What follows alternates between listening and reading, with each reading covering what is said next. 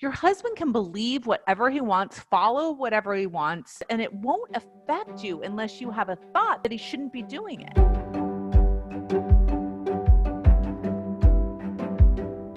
When you have a thought about someone that they're toxic, you feel terrible. Here's what you don't understand. Let's just put, my husband follows Trump.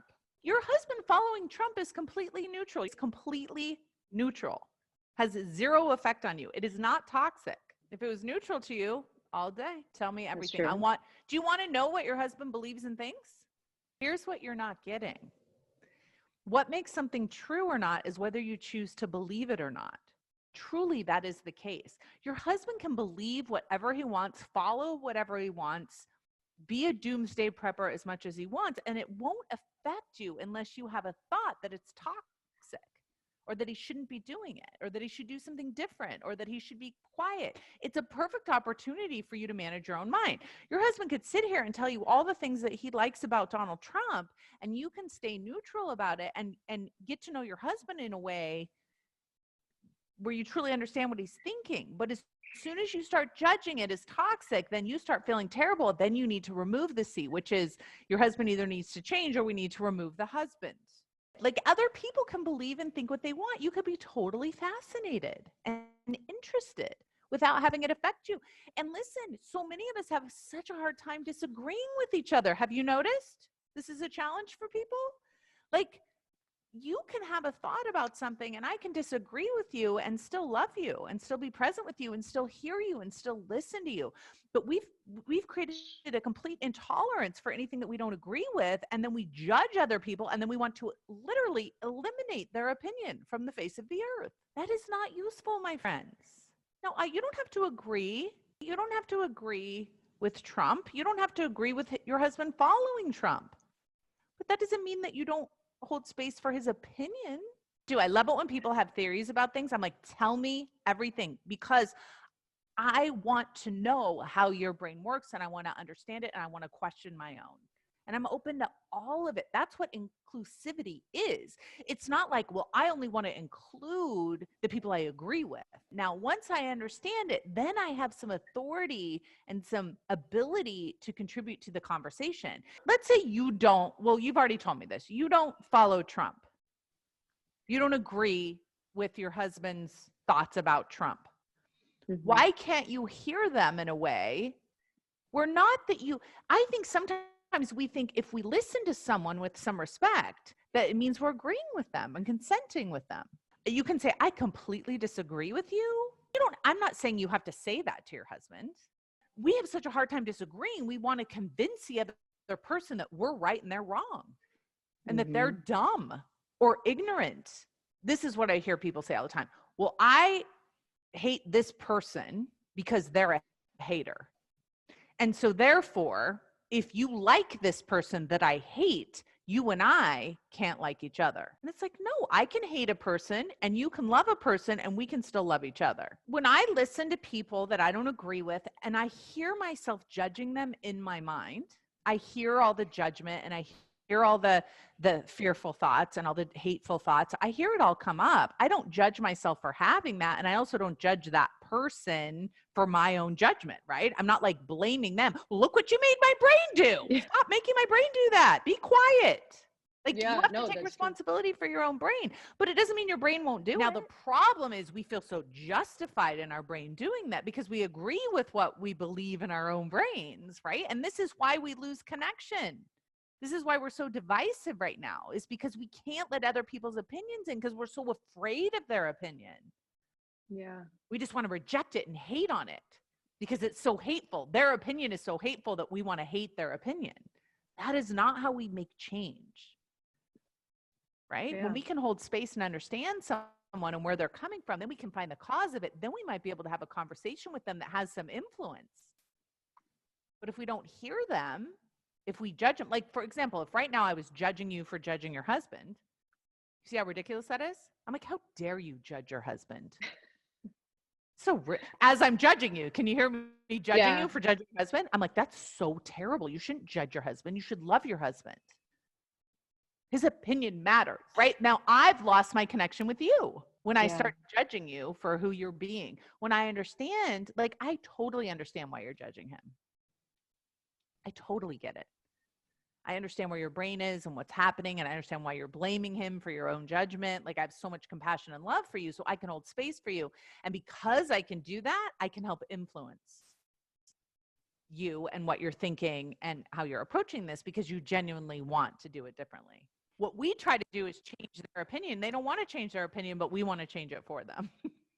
When he comes to you and he's like, listen, let me tell you about the latest conspiracy. And you're like, tell me everything. Don't leave one thing out. This is happening, and these people are happening, and this thing is happening. And did you know this?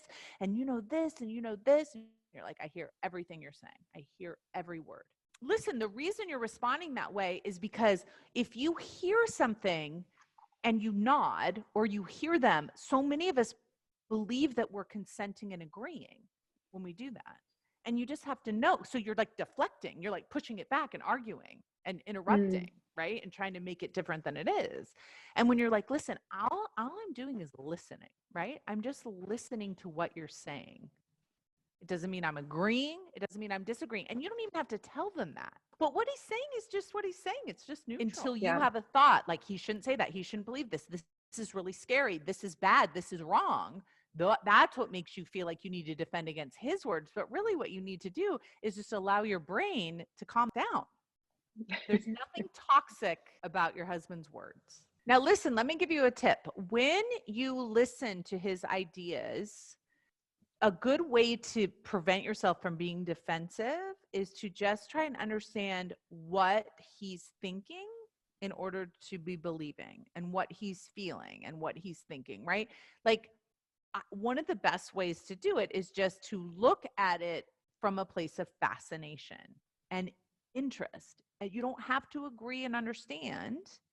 You just have to look at, understand in the sense like logically, like, oh, I understand and agree, but you can understand, oh, I can see why he might believe that.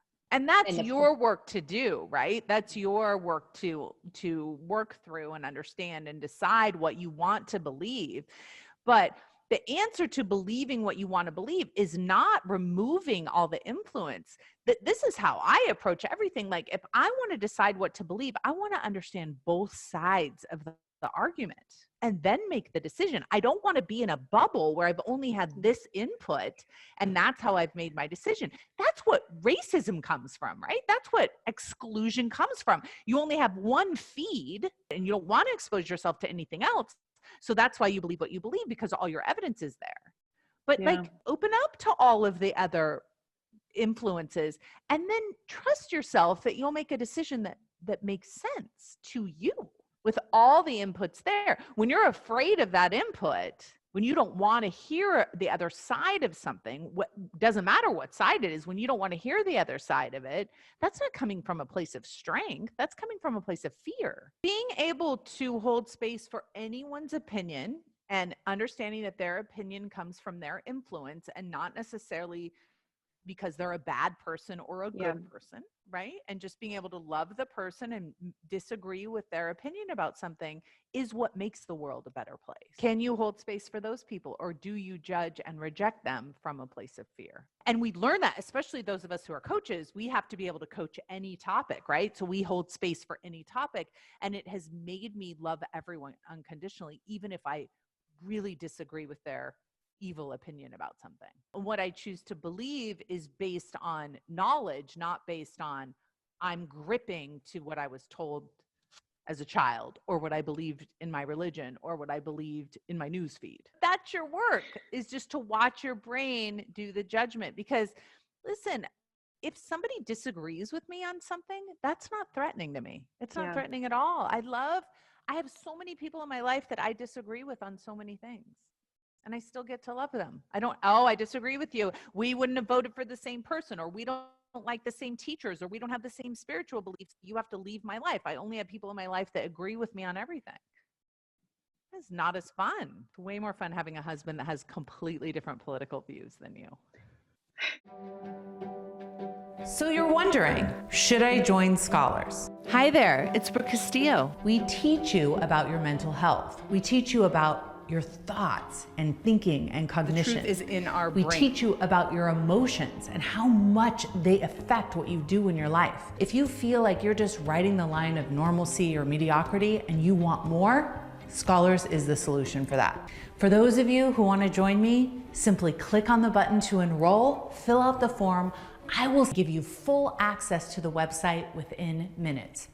I'm thrilled that you are interested in becoming a scholar, and I can't wait to see you in class.